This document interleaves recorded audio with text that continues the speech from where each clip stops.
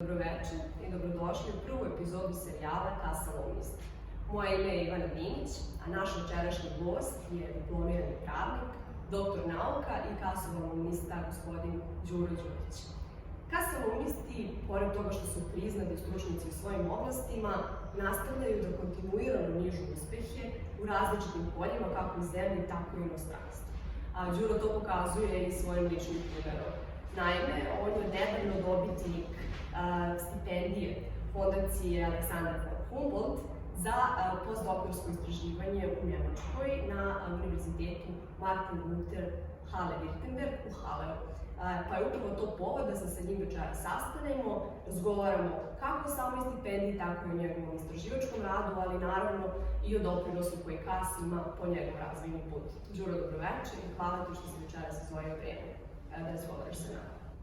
Đuro, nedavno si postao dobitnik stipendije Fondacije Aleksandar von Humboldt za postdoktorsko istraživanje u trajanju 2 godine na Univerzitetu Martin Luther Halle-Wittenberg u Halleu u Nemačkoj.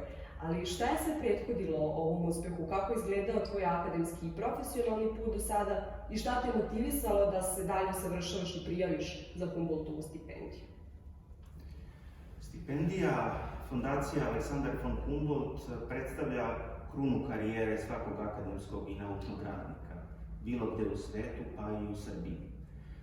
Uslov za takvu stipendiju jeste uspešno odbranjeni doktorat, zatim kontinuitet u naučnom radu, objavljivanje radova u referentnim časopisima i na kraju naučna prepoznatljivost u međunarodnoj akademskoj zajednici.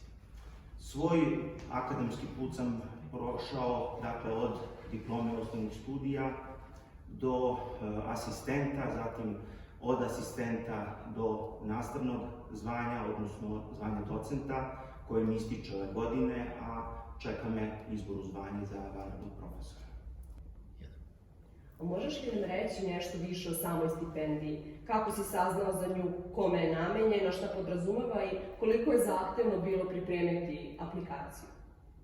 Stipendija Fondacije Aleksandar von Humboldt se dodeljuje dvema grupama akademskih radnika.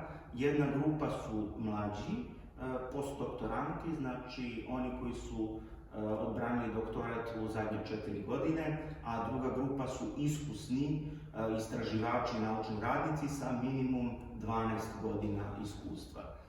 Inače, sama procedura prijavljivanja je vrlo zahtevna, zato što podrazumeva da imate pre svega ocenu svog mentora sa doktorata, druga je ocena koju daje profesor iz Nemačke, koji ocenjuje vaš dosadašnji rad, i treća ocena je ocena vašeg domaćina, a to je profesor koji je poslao pozivno pismo da budete njegov saradnik na univerzitetu.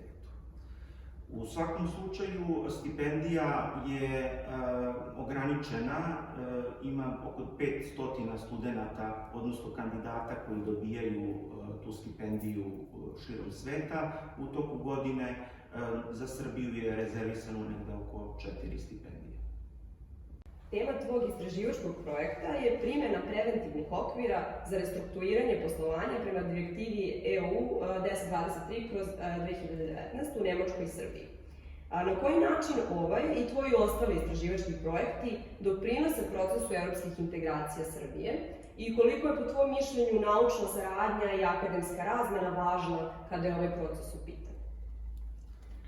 Što se tiče teme istraživanja, ona je vrlo aktualna trenutno u Evropskoj uniji, u svim državama članicama koje usklađuju svoje propise u skladu sa njom, i vrlo je živa diskusija trenutno i u Nemačkoj, gde upravo moj domaćin i budući mentor je glavni izvestilac zakonodavne reforme. Što se tiče eurointegracija Srbije, Srbija kao država kandidat ima svoju formalnu obavezu da usklađuje zakonodavstvo. Trenutno nije na dnevnom redu ova reforma, ali možemo je očekivati u narednih par godina. I upravo jedna dobra naučna priprema, istraživački projekat kakav je ovaj, može da predstavlja jedan dobar temelj za dobru zakonodavnu reformu. To je recimo slučaj u Nemačkoj gde je stalno prožimanje između privrede, između zakonodavstva i naučnog rada. I naučni rad daje tu povratnu informaciju, kvalitetno istraživanje zakonodavcu i na osnovu toga dobijamo i kvalitetne propise. Do sada si radio kao istraživač, predavač, ali i u pravosuđu. Na koji način se tvoj planirani istraživački boravak i stipendija koju si dobio uklapa u tvoje dosadašnje iskustvo, ali i buduće planove? I šta je neki ključni ishod koji očekuješ od svog najnovijeg projekta? Moj celokupan akademski rad, iako tako nisam očekivao na samom početku, nekako se uklopio u celu ovu temu istraživanja. Pre doktorata, sama tema doktorata, radovi nakon doktorata su se savršeno uklopili. Prilikom podnošenja prijave tema je bila vrlo aktuelna. Izabrao sam pravog mentora koji je u toj, da kažem, oblasti istraživanja, tako da su se zvezde, da kažem, poklopile u jednoj tački i omogućile da prijava bude prihvaćena kao vrlo uspešna.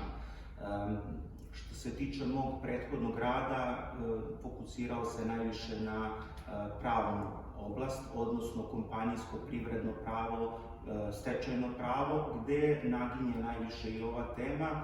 Prosto jedna nova vizija kompanijskog i stečajnog prava u Evropi, koja će i nas verovatno obasjati, a to je pokušaj da se spašavaju privredni subjekti, da se stimulišu, da rano uočavaju teškoće s kojima mogu da se suoče i onda pravovremeno rešavaju svoje krize do kojih može doći. Već si imao prilike da tokom pređašnjih iskustava se usavršavaš u Nemačkoj, u Saarbrückenu. Šta je najvrednije što si tokom svog boravka naučio? Postoje li određeni primjeri dobre prakse studiranja i istraživanja u Nemačkoj koji smatraš da bi mogli biti implementirani u Srbiji? Svakako, nemački univerziteti imaju jednu jako dobru praksu saradnje sa privredom i posebno u našoj oblasti pravnoj saradnje sa advokaturom, sa sudovima, sa drugim pravničkim profesijama, odnosno pravosudnim profesijama.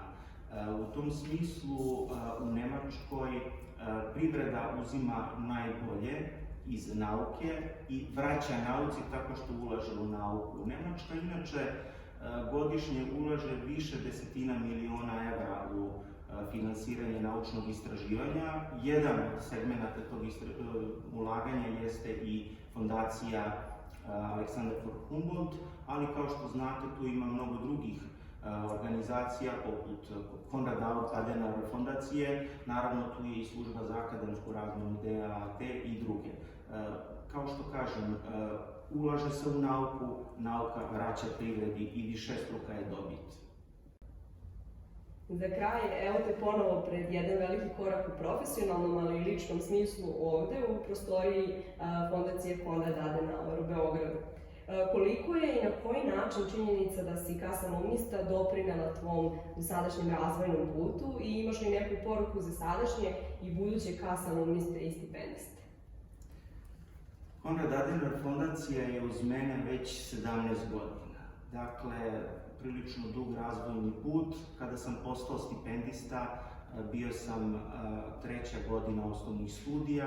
Podrška je nastavljena prilikom mog rada na doktoratu i uvek kada je za mene bila potrebna podrška, Konrad Adenauer fondacija je bila uz mene.